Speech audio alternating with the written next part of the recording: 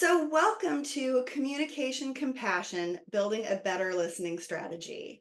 This is, as I said, the overview of some TEDx work that I'm doing that I hope to be delivering at the end of this year and the beginning of next year, and the beginning of a conversation that I would like to start literally around the world. I think that we have some exciting opportunities ahead of us. I think that if we take advantage of the place that we're in, both socially and with regard to the work environment, we can make some positive change over the next years, decades, lifetimes, generations. So I'm thinking really big, but I'm trying to ask all of you to work really small. And I'll explain that in just a second. So today's conversation is going to go over what is communication compassion? What is this phrase and why am I using it? I'm going to go into a little bit of context that talks about compassion and communication and how it's been impacted by some of the events in today's environment. I'm going to go through some examples, both how lack of compassion in communication impacts us and how added compassion in communication impacts us. And I'd like to have some fun with it. There's some opportunity for you to chime in and see if any of the examples that I give ring true to you. And then we'll talk a little bit about the relevance of communication compassion in the workplace, because I know that that's why you're here. You probably didn't join to hear me talk about, theoretical society moving concepts, even though that's really the bigger picture where I'm trying to go with this. It applies in the workplace, and I want to show you how. How does it tie into all of the other information that we've been discussing and that I've been sharing over this last number of months? And then, we'll get into the discussion part of it. The funny thing that came across my desk yesterday, and there are two things that the timing could not have been better on. One of them was somebody reminding me that if I want to be quoted, I need to quote myself first. So if there is a phrase to remember out of all of this, I would like it to be paying attention only costs time, and investing time in others creates the greatest wealth. If you think about that for a minute, it just feels good and it's super smart. It makes a lot of sense. So there are three principles of communication compassion.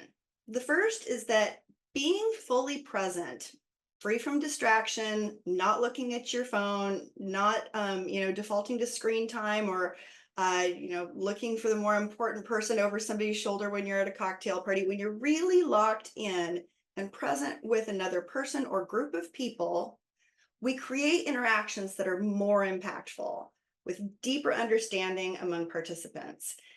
Really, to boil that down, it means when we're engaged with each other, whether it's one on one or one and a group, we have better communication. We understand one another better. We supercharge our ability to adapt concepts and to participate with one another in a subject, whether it is learning or brainstorming or just discussing something among friends.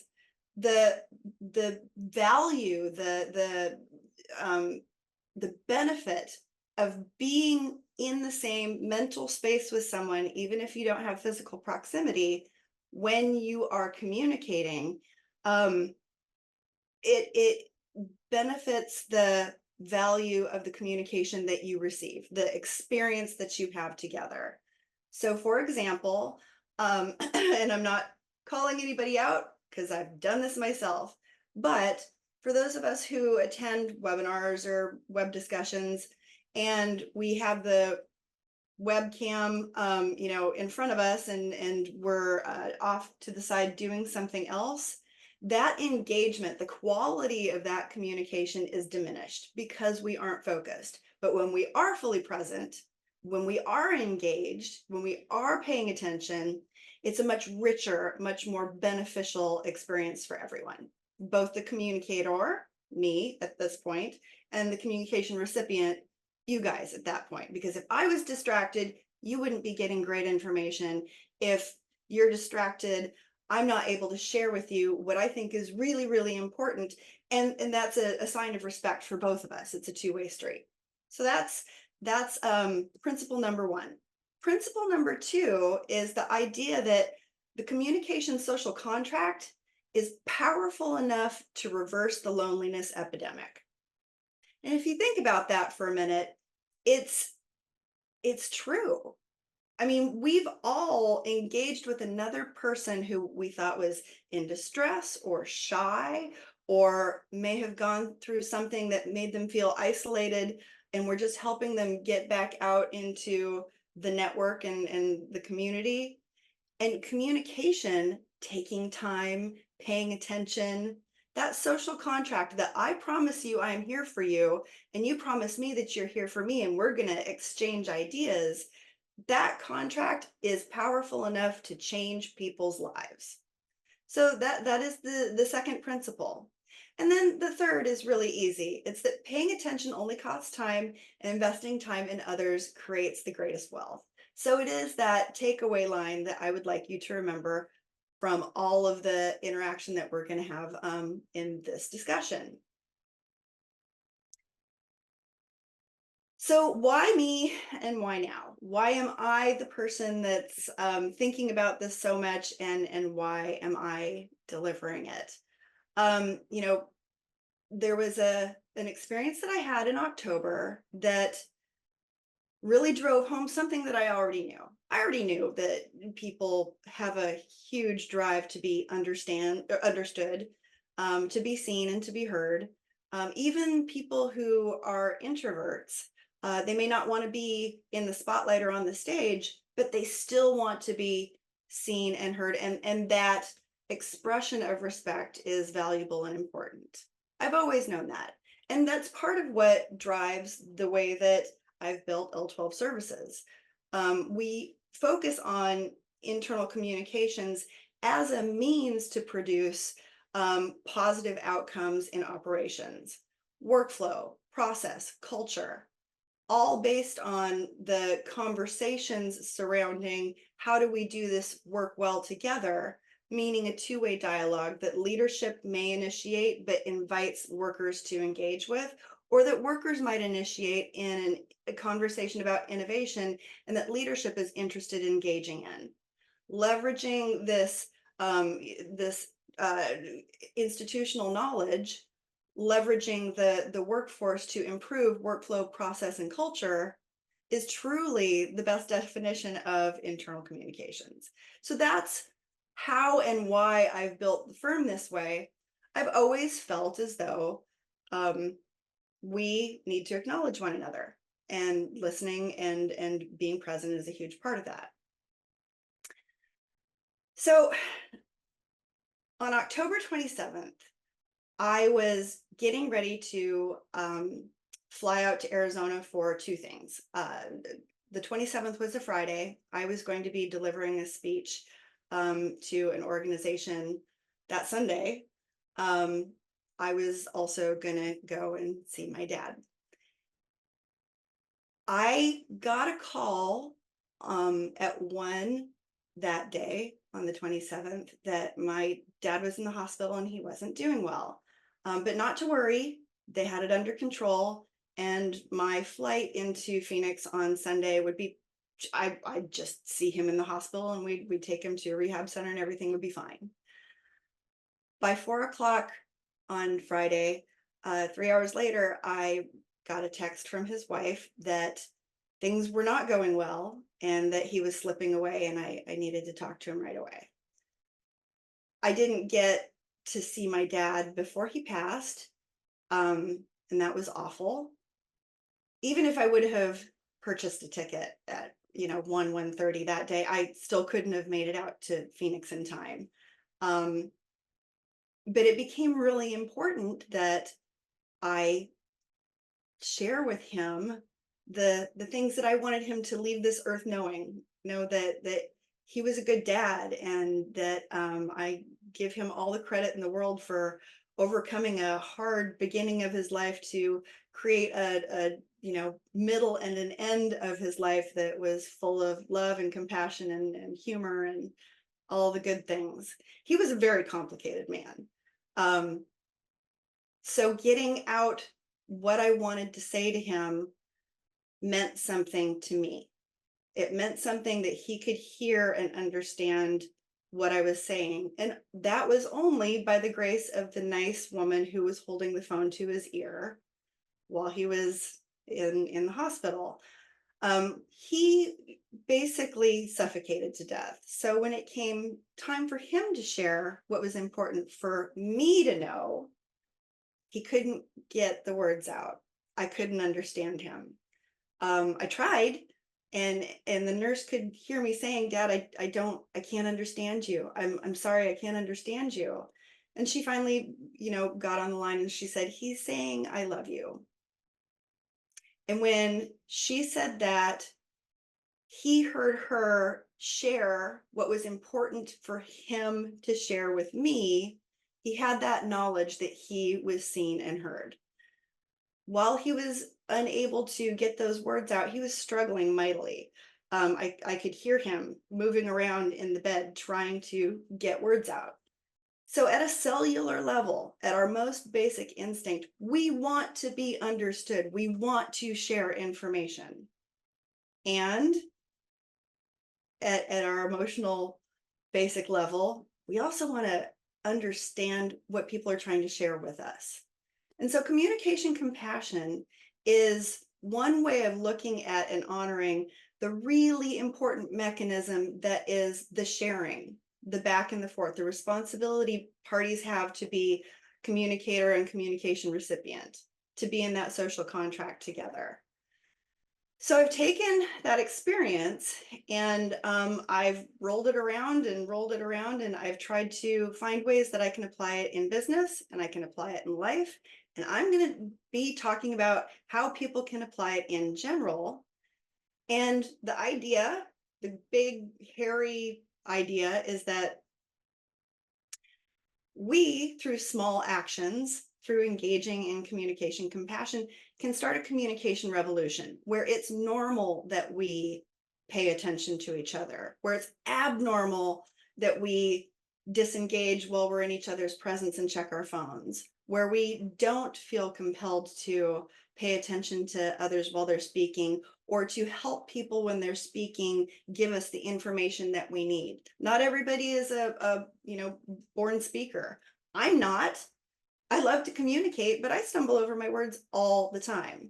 And it takes somebody who's patient to listen when I'm really excited and help me get the right words to them so they get the point that I'm trying to make. Because I know that I can be all over the place, as we all can. We need to give each other grace. We need to give ourselves grace. But in that space, that's where the communication lies, or that's where the compassion lies. And so, with this communication revolution, I would like to have the application at a larger societal level be combating the epidemic of loneliness. That's a goal. It's not a goal if you just say, "Hey, everybody, be nicer to each other and listen to each other." But if you put in place a mile marker, like we can impact something that we statistically study, the epidemic of loneliness, the Surgeon General has numbers on that, then we can say this is an action and an activity and an idea I can wrap my arms around and do something with. So that's why me and why now. If this all sounds a little bit difficult and you're sitting there saying, okay, in today's day and age, with all of the devices and all of the noise that we have around us, how can I stay present? I no longer flex that muscle. I'm not necessarily good at it. Here are 4 ways that you might be able to look at it and engage differently that can help you start to implement this habit.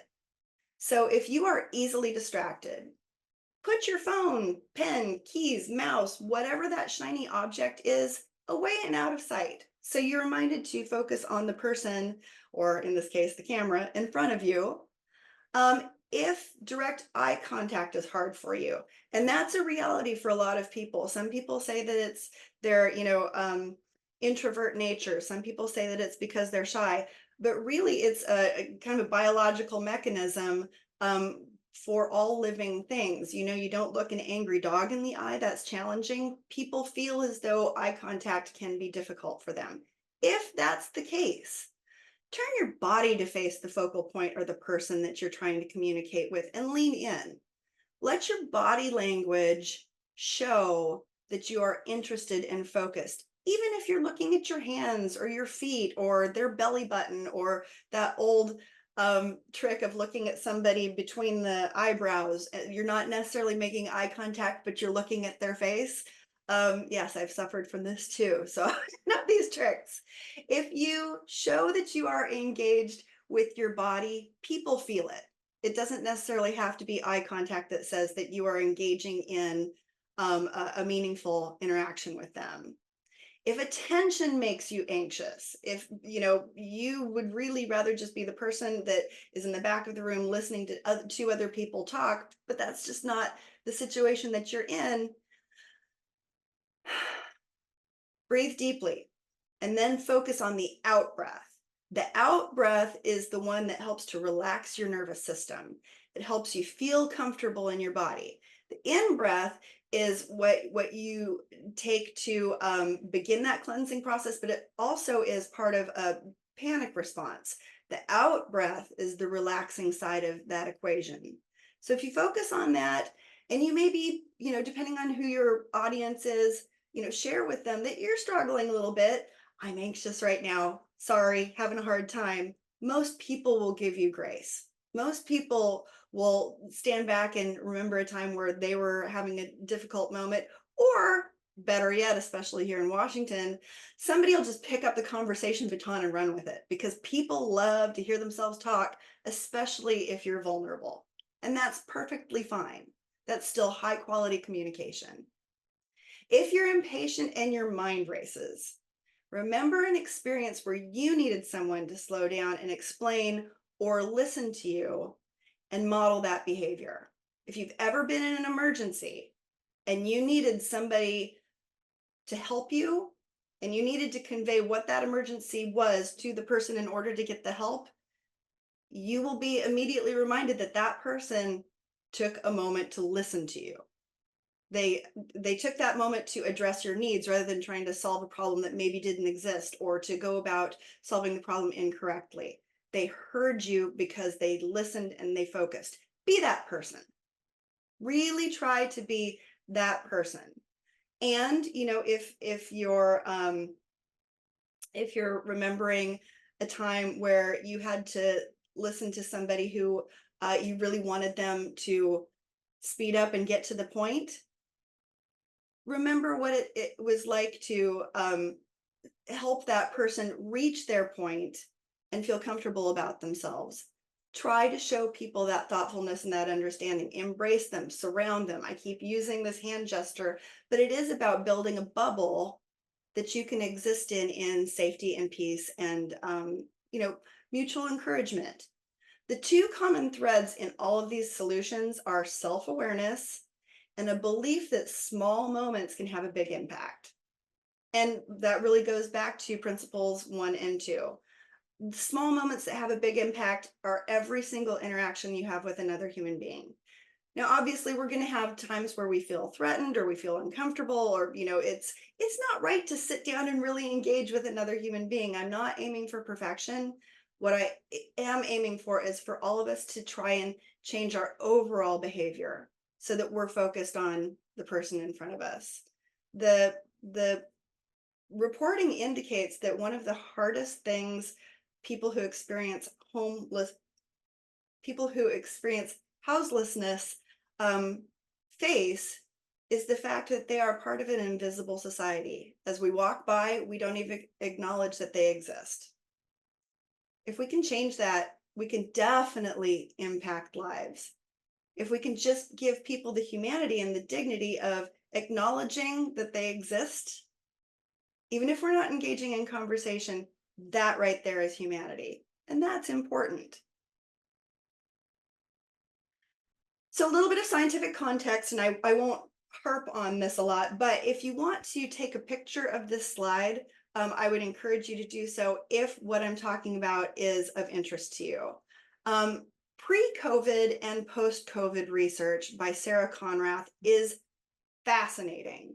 She deals in understanding our level of empathy and compassion across societies and what that looks like over time. In 2010, she did a follow-up assessment for college-age students and compared their empathy and their compassion to the results of a similar study done in the 70s. And what it showed in 2010 was that, excuse me, our empathy had plummeted. We had 75% less empathy than we did in the 70s. And a lot of people took that and ran with it and made, assumptions and suppositions, and they may or may not have been correct. None of them are scientifically based. I think we all inside have our own reaction to, yeah, in the 70s, people were much happier than they were in 2010. And we can draw our own conclusions. However, throughout this time, and 2010 was 14 years ago, the last 14 years, Conrath has been saying, folks, empathy is fluid. It's not as though we birthed children that by the time 2010 came around, they didn't have any empathy. It's not as though parents weren't teaching empathy. It's that empathy rises to meet the occasion. And a lot of people discounted her for that. Well, fast forward to the end of last year, and she and a team of researchers revisited this study and created some updates and added more to it. But really, the empathy trends in American youth between 79 and 2018 now talks about that from 2010 to last year, those empathy levels rose again. They rose potentially because we suffered so many really difficult moments of collective suffering between 2010 and 2023.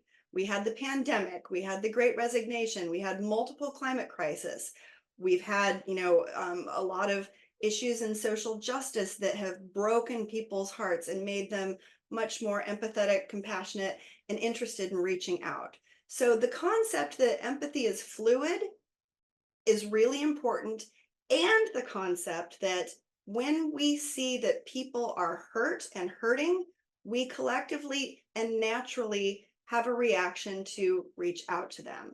So the idea of communication compassion, when people are uncomfortable or they need something from us, or when we are engaged in a promise, a social contract with them, really makes a lot of sense.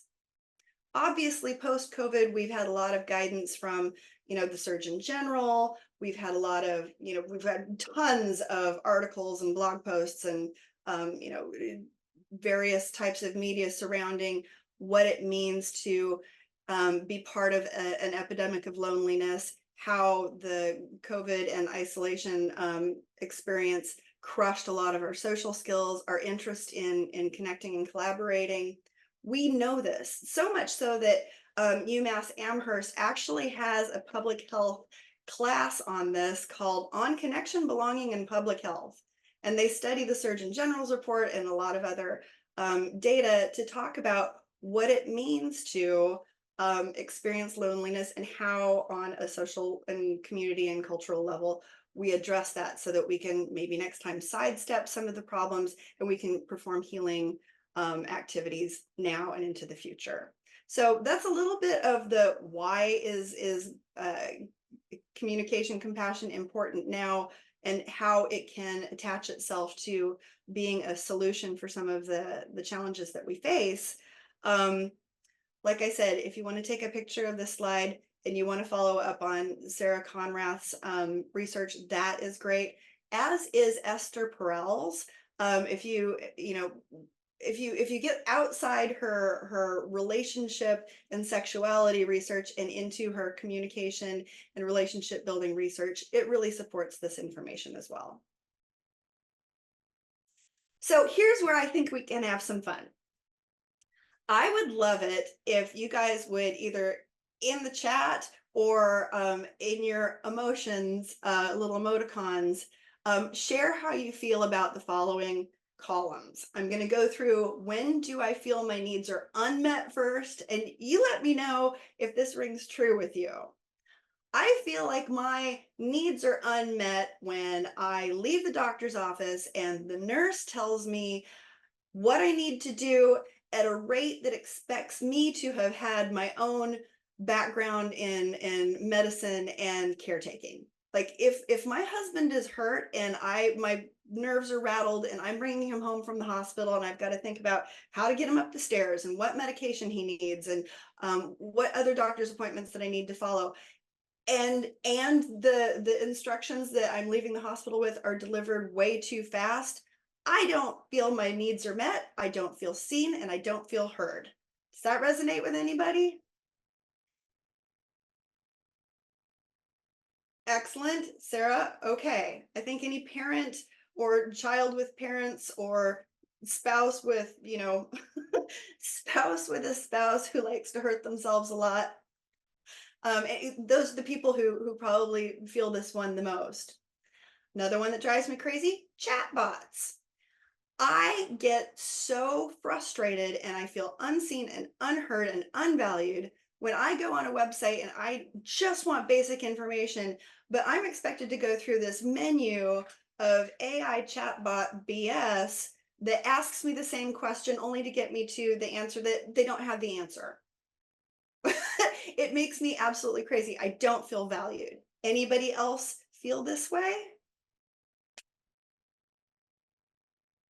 I mean, seriously, if you're gonna ask me to beta test your stuff, just be upfront with it. Um, Screen distractions. I do a lot of lunches. I really engage in a lot of relationship development.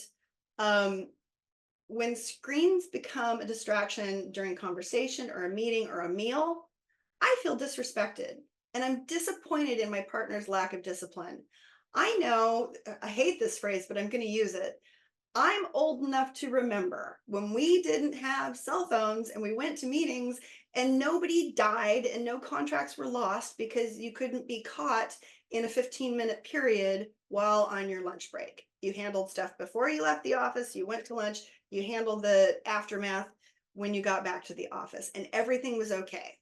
If I've taken time out of my day to travel to meet you and I'm going to, you know, put on Spanx and uncomfortable shoes because they're pretty, and I'm going to spend money on lunch, I really hope that you're going to honor me and my time enough to meet me where I'm at because I am not going to pick up my phone. I'm going to be focused on you too.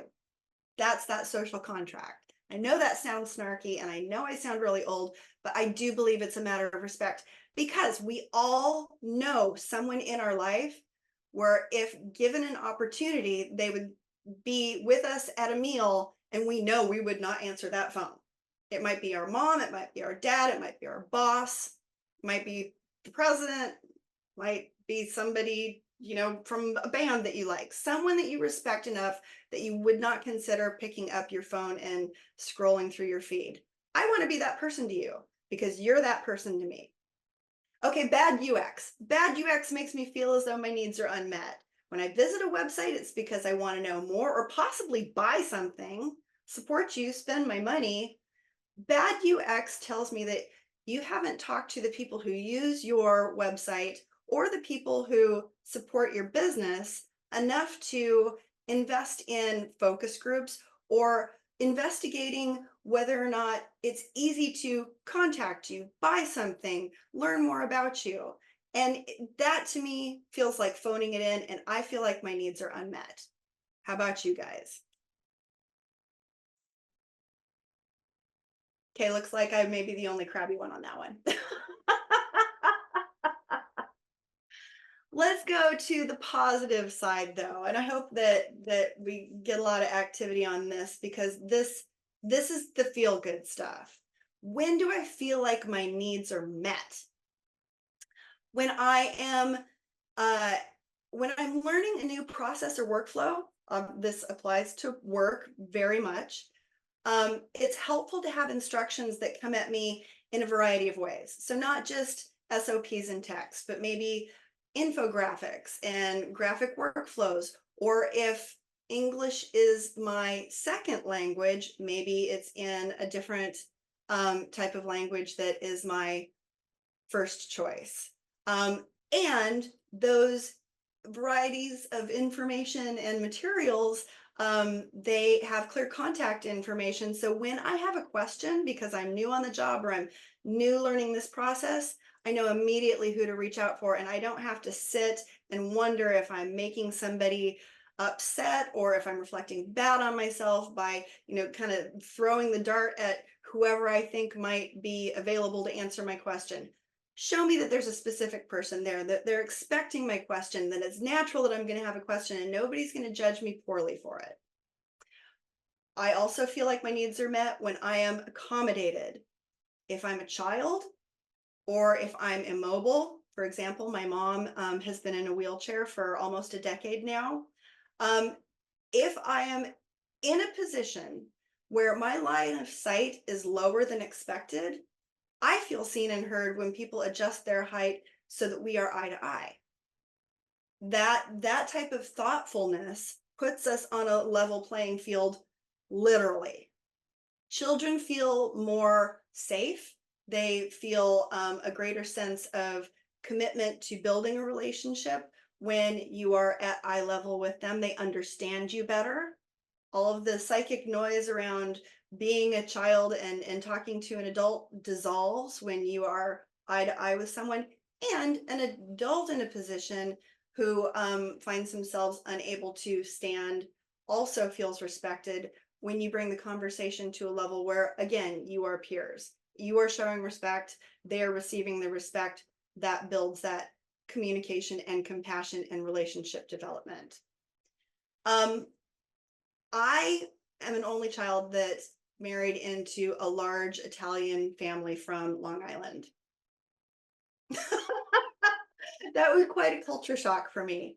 I came from a background where there were three people at the dinner table and we spoke to each other without interrupting each other. We let each other finish our thoughts and away we'd go. Not so much when I caught up with the Casellas. I love them, but the crazy Casellas are nothing if not loud and boisterous and full of energy and lots of talking. And I don't think in the 22 years I've been with my husband, I have ever completed a thought without somebody stepping all over the end of it. They're not bad people, but they sure did get me thinking about what it means to feel met when you are with people you love or people you want to impress and you want to share information, what it feels like to not be able to get it out. It feels like you're not good enough or you're not smart enough. Or for me, it feels like I'm not smart enough to make this point fast enough to keep their attention. And that sucks. So, you know, over the last 20 some years, I've worked really hard on my husband and he's much better at it. The rest of them, they go along their way and they're happy with their lives. I'm happy with them too. But what I'm trying to say is, getting to the point is hard for some people. And like somebody mastering English, even if English is their first language, sometimes allowing them to get their thought out will help them become more confident and in the long run able to be more brief. You can find that dance, what it's like to communicate with each other and not interrupt each other so that you're not actually explaining the same thing over and over and over. And then the last piece that makes me feel like, oh, does anybody else have a family that does this? Please give me a thumbs up if you do.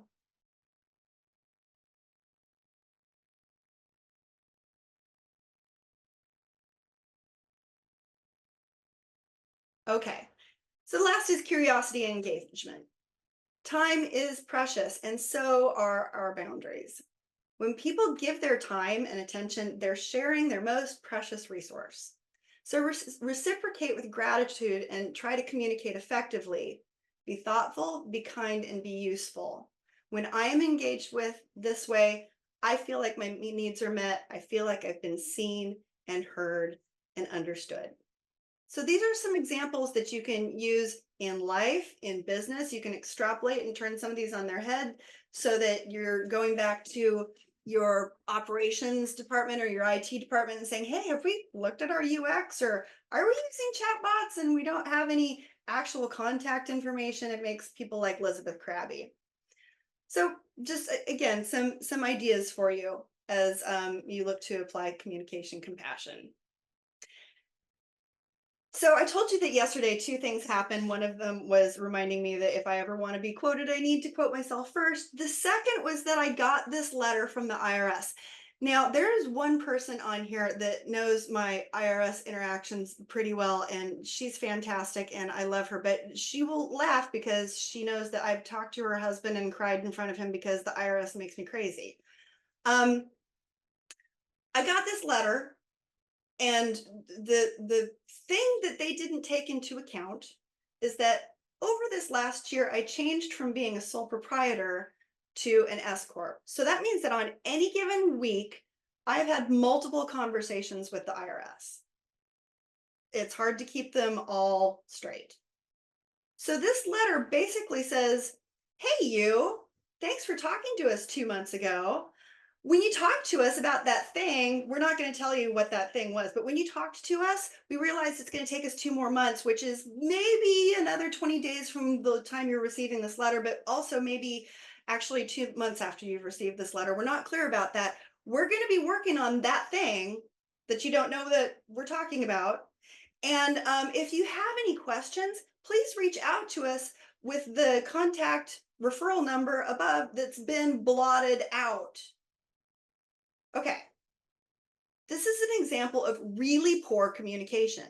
This is an organization that we all have to deal with, that they're not new to the game.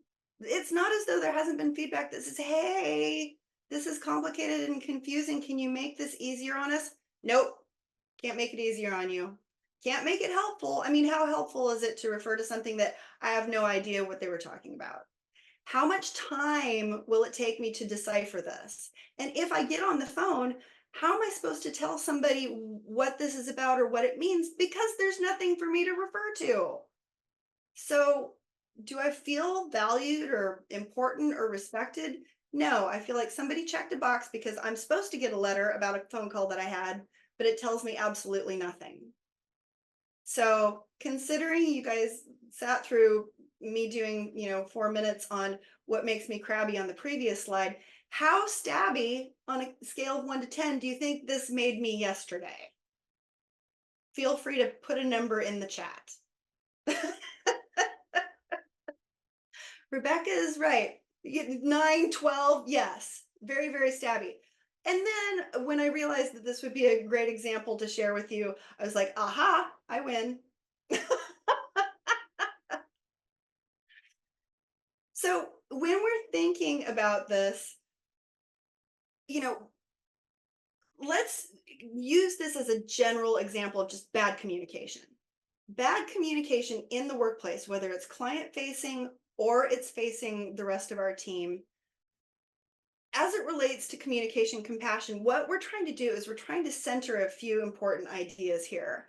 And, the ideas are that, people have limited bandwidth, and we need to be thoughtful in the way that we reach out to them. Another important idea to center is that creating successful systems and communication, it requires input from the people who do the jobs. If you want to create processes and workflows that really work, you need to be a good communicator and ask in advance how the workers can help you build these processes and systems. And then, as the communicator, you need to figure out how to create the communications mechanisms to talk about the how do we do this. Or if you're rolling out an initiative, the why do we do this? But that's part of creating the successful system of communication, whether it's workflow, process, culture, initiative, launch, rollout. And then to understand the best way to communicate with your workforce, you got to be willing to get messy. And messy means time, messy means maybe a little uncomfortable, messy means unstructured. You need to get to know your people. Even if you work for a 10,000 person organization, there are ways that you can get to know your people, whether it's focus grouping or it's giving the responsibility of deep relationship development to your managers or team leaders, um, enlisting people in on the workflow solution, the process solution, even the overall communications efficacy solution matters. It earns trust. It allows people to guide strategy. It creates champions, and it in the long term, it helps to build higher retention. People who engage with you to solve problems generally stay around at your organization longer so that they can help see those solutions to fruition, than those who aren't engaged. And you've all seen the Gallup slides that I've been showing over this last year that talk about the impact of engagement on retention and the impact of engagement on stress and quiet quitting. Gallup just came out with their new 2024 workforce report last week. I have yet to dive into it, but in future discussions, I will be showing more data on that. But all of that is to say, this is not an unknown to you. You understand that communication is the key to operations. There's a direct line between internal comms and operation successful outcomes. And what we need to do is we need to build our mechanisms and our systems with communication compassion in order to drive those positive outcomes through the various steps that we've talked about in previous workshops. The problem is that organizations are struggling with the idea of collaboration, and this includes low engagement and lack of organizational awareness, which is another way of saying, how do I connect to my 5-star peers? The collaboration piece that's falling down is decreased productivity and the cost of rework and lagging innovation or creative thought. Low engagement means that your people are never fully invested in the company, and it also means that to a certain degree, internal comms is doing it wrong. Everybody except for you guys, because you've been to so many of these, you already know the secret sauce. The other people who we need to get into the fold, so bring them with you next time.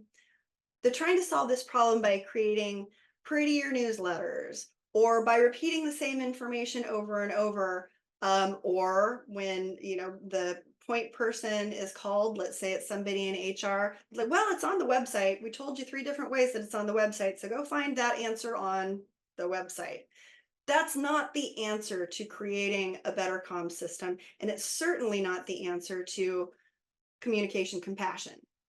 What establishing communication compassion within building that system means is you're asking the people what they need. How do they need it? Where do they need it? When do they need it? You're finding from your people the best way to bring them into the fold. And the solution is, the interaction and leveraging the institutional knowledge of as many people as you possibly can. Communication compassion is the foundation for literally every interaction.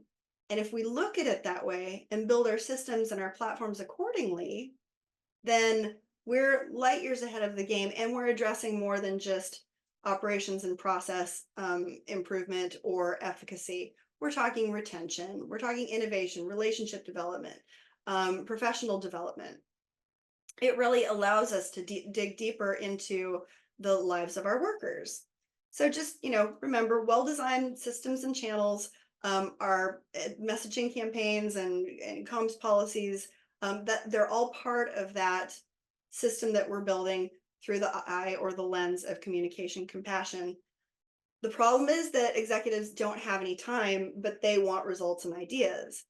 And, we can build the systems and we can train the workforce, but in order to teach those and to get the results that leadership needs, we need the time that, leadership doesn't have.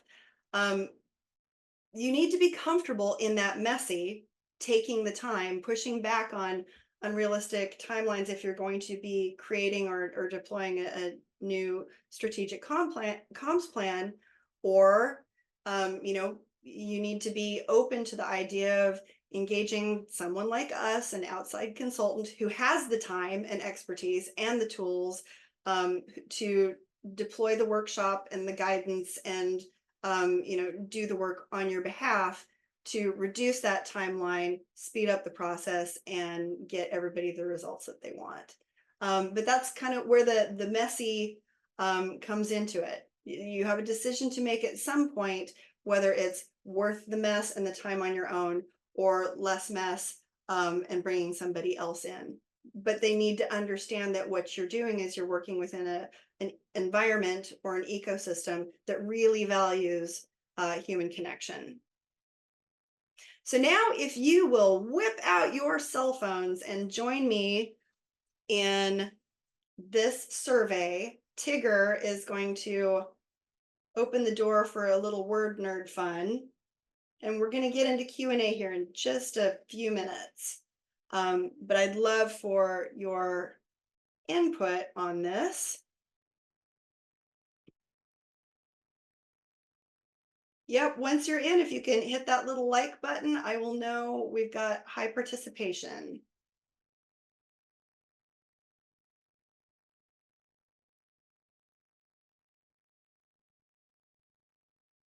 You guys are doing great, by the way. Thank you. I know I'm throwing a lot of information out at you, but I hope that I'm being clear, and I hope that it's connecting some of the ideas that you find important. And off we go. So what do you think the relevance of communication compassion is at work? I've listed some ideas for words that you might want to add, but you add all of the words that you want that you think communication compassion would be relevant with, at, or for.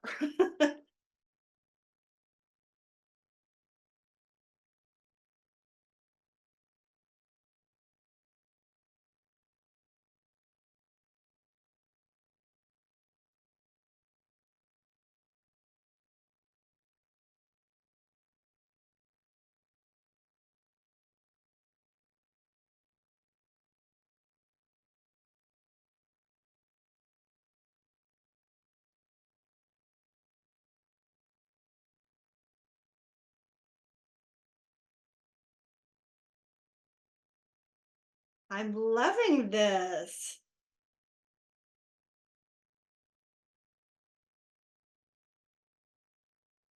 I'm going to give you another couple seconds to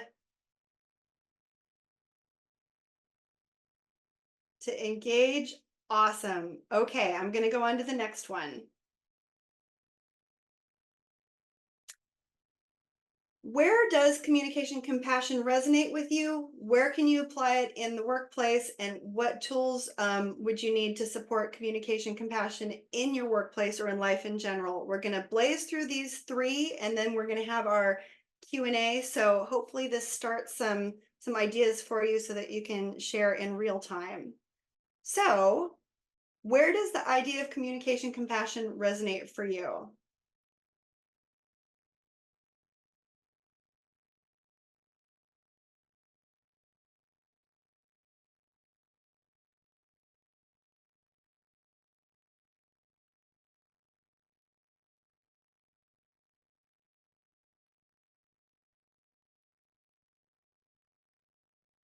And if you hold the little bubble and move it up to the top and then hit submit, that should help you register your vote.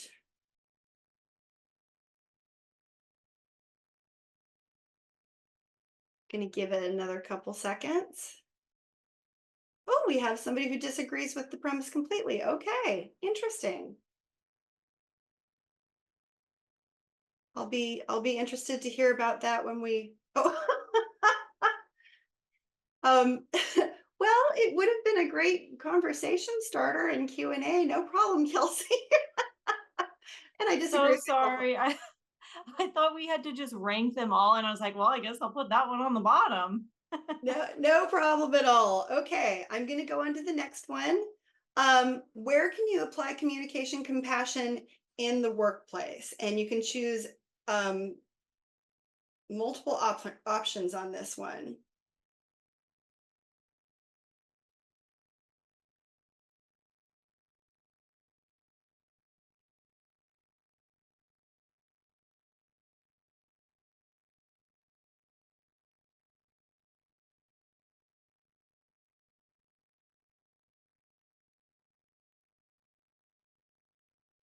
I love this. This is super fun.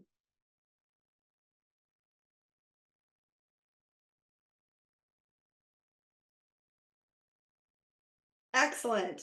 Few more seconds on this one and I'll move to the next. All right.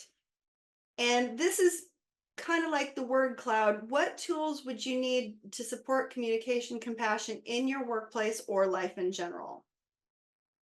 And if you need ideas, I was thinking that we could bounce ideas off of each other. So if you want to go off of mute and talk this through, you're more than welcome to, or you can just type stuff in and hit submit.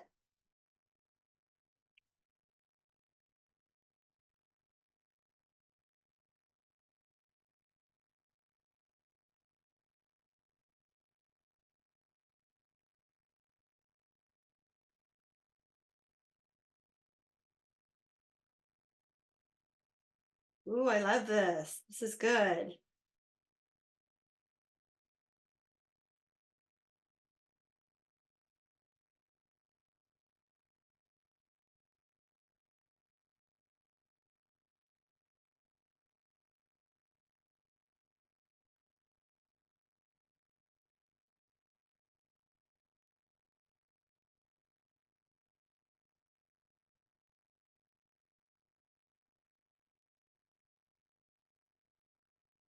Oh, these are super cool. I love this.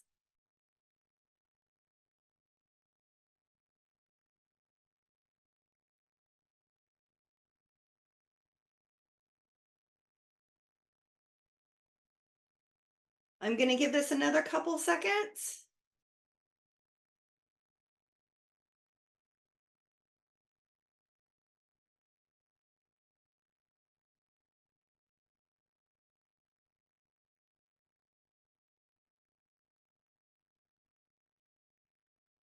Oh, you guys are full of great ideas. I'm digging this.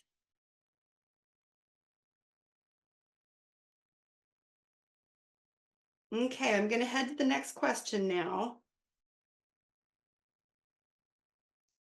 which is not a next question. Um,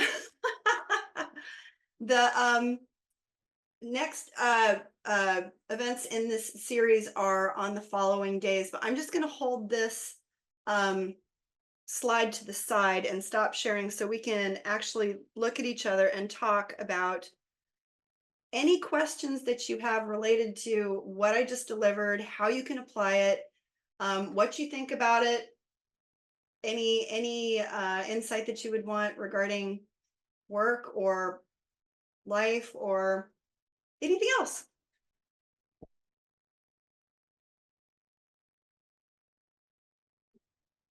I realized that as I was getting on this meeting, I had to close out of the internal comms policy that Elizabeth had emailed me a sample of, I think, more than 2.5 years ago. And leadership realized how important it was and just like approved it this like last week. And I was referencing it because I needed to use it so I could communicate in the approved style with someone this week. And I literally had it open to reference. It's like, oh, let me close all these extra things out for this venue. So um I mean, you can't make this stuff up. So it does help. And seeing I have to laugh at how prescient this information is with multiple people putting leadership buy-in as a critical component. And your next conversation topic is leadership buy-in. So I'll be there. Excellent. I'm so super glad, but how funny so many things converge. Like today is definitely a Venn diagram. That's awesome.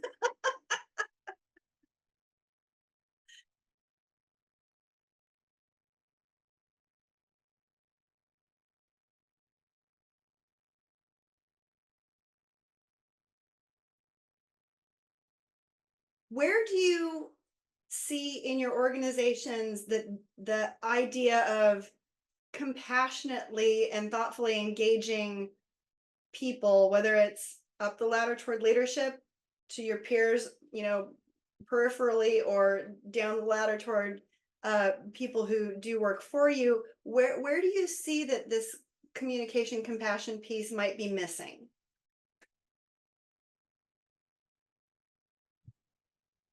I can speak up. I mean, I am working with a client right now where, I appreciate the principles here, but to your point, doing this well requires time. And I think in a lot of large organizations, the pressure and the pace and the volume of deliverables really put pressure on that. And so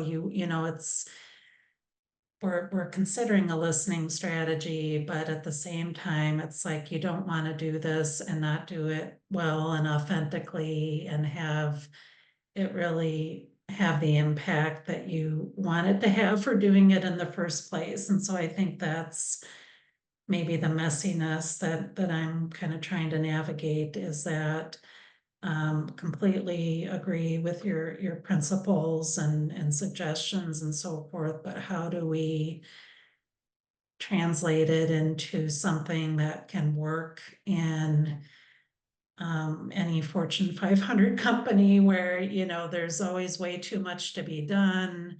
Everyone is under pressure.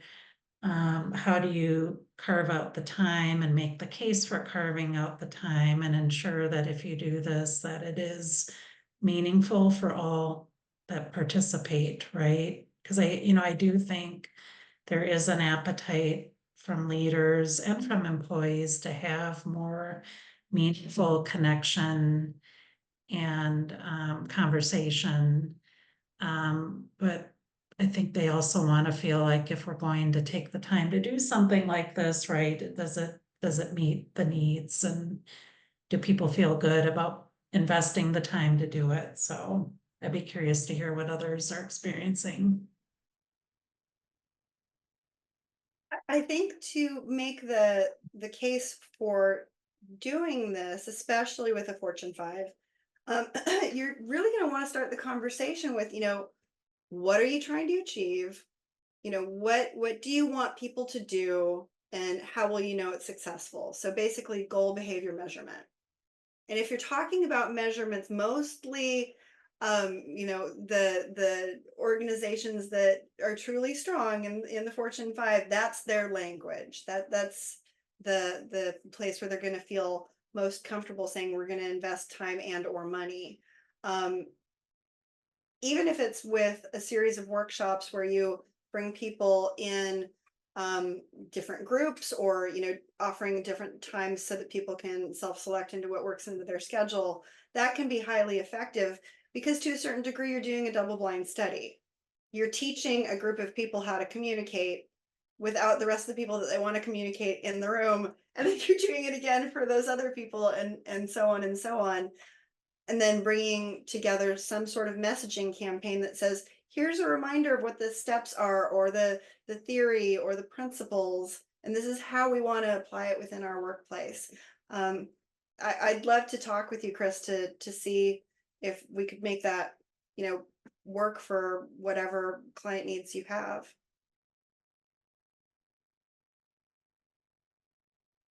Chris, hearing what you were saying was making me think about how doing this well is probably time consuming and expensive, but not doing it well is also time consuming and expensive. And how sometimes we forget like the existing costs of our existing methods of doing business can already be high. Agree. I think also there's a ramp up for leadership in being comfortable and having these types of sessions as well, right? So in addition to having sessions, it's the readiness of leadership to step into them, feel comfortable doing it, feel confident doing it, being willing to be vulnerable. It feels like there's a bit of a ramp up just even before you would engage more broadly with the org that probably would need to happen.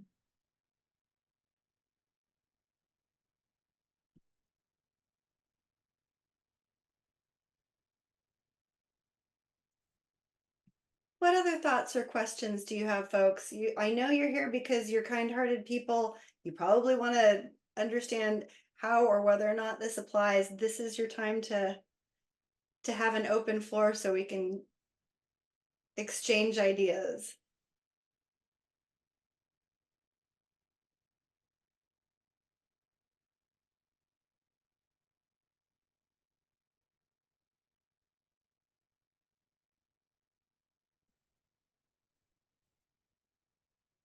Could you talk a little bit about how you might engage in evaluation or feedback um, differently between client or customer feedback and employee, staff, team feedback, and how those different evaluation processes might differ? Let me see if I've got you correctly. So in order to honor the needs of the client, the one who wants to zip in and have it done for you versus honoring the needs of the worker that need to have an environment that's efficient and effective. Is that what you're, or did I read that wrong? Uh, when I think about like, your experience with the IRS or the user interface, like how would you think about soliciting input from people who are your ultimate customers who are outside your organization? How would that kind of solicitation of input be different for outsiders versus insiders? Okay, so it would be very similar. The sale that you're trying to make is we want to make things better for you. And then the emphasis is on better for you in your customer journey or better for you in your professional development or processes. It's not much different. It may be a matter of offering different types of incentives. I mean, the IRS is never going to give me an incentive, but let's say it was, I don't know, a restaurant I really liked and they give me a free dessert because they know that I'm totally high on sugar all summer. Um, the impetus for internal, depending on the culture, but the most successful cultures I've seen do this, is to emphasize as a team, we are better together. As a team, we answer problems better together. So be part of the team, be part of the solution, go us. Externally, that does fall outside my wheelhouse to a certain degree, but the feeling of we want to make hospitality an part of this experience for you is probably the vibe I'd be going for.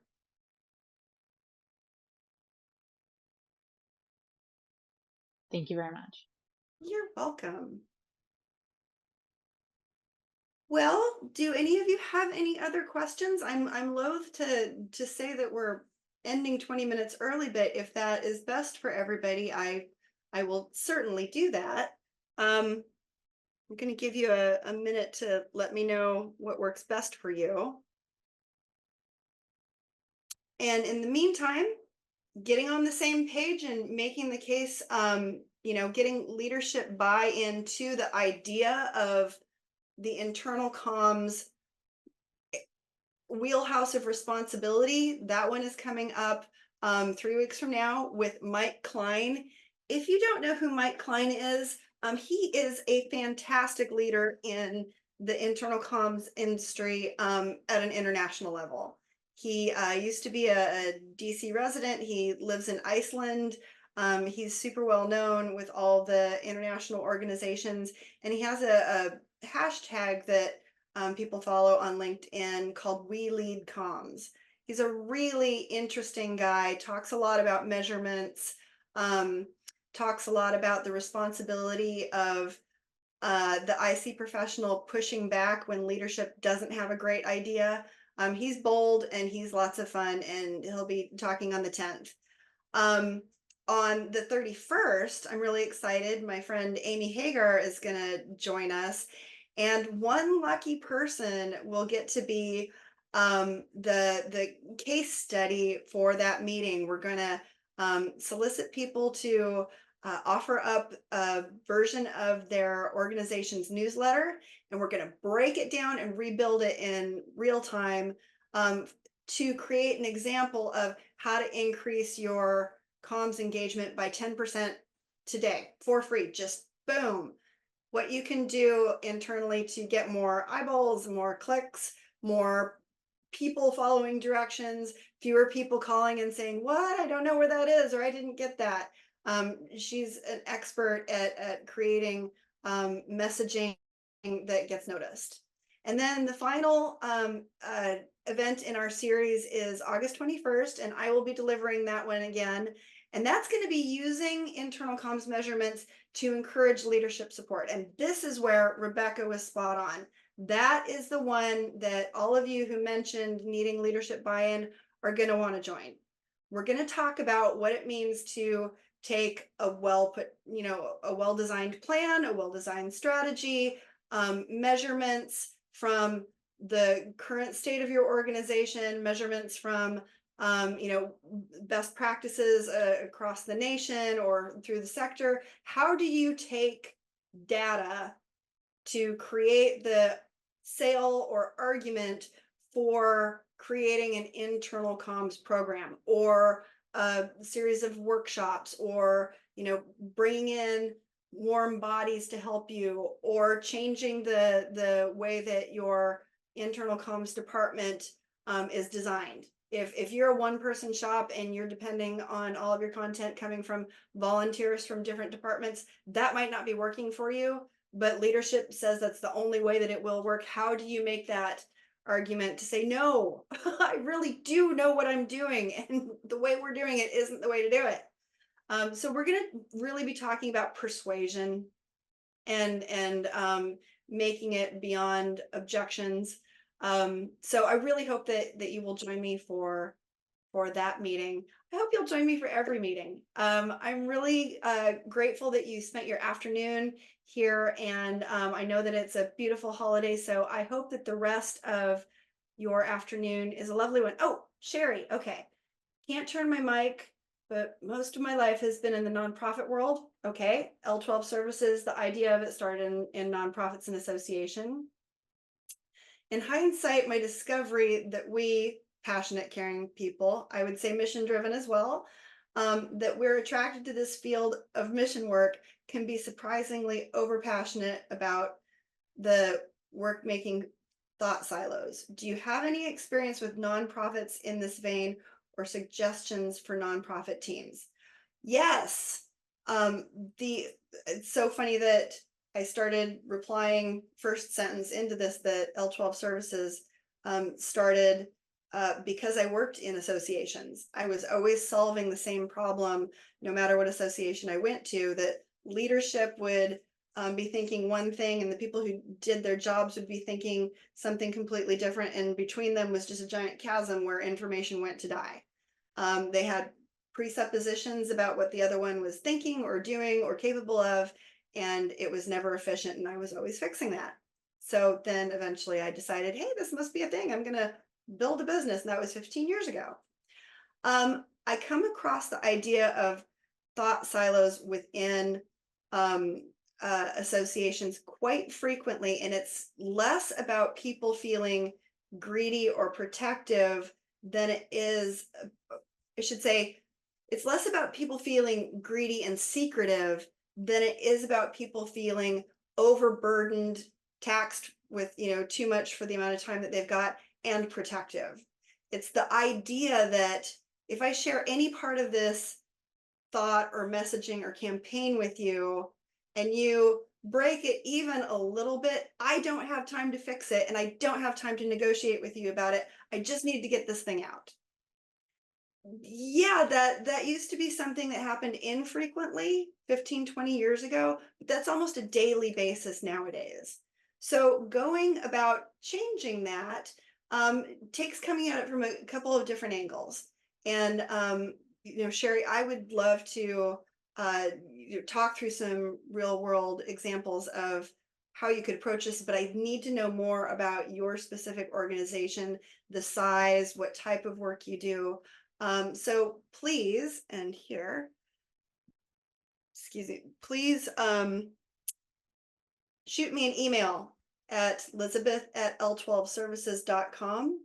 And let's set up some time to talk about this, because there are some things that are just freebie common sense stuff that you can deploy. There are some tools that I can share with you. It just all depends on what your needs are, and how we can tackle this problem together. It may also be a situation where, coming in and delivering as a third party, delivering a workshop about how collaboration improves workflow, improves processes, is impacted by greater organizational awareness. It may be that something like that is the answer to help trigger people to start thinking outside of their bubble, but I just won't know till we chat. So I look forward to hearing from you.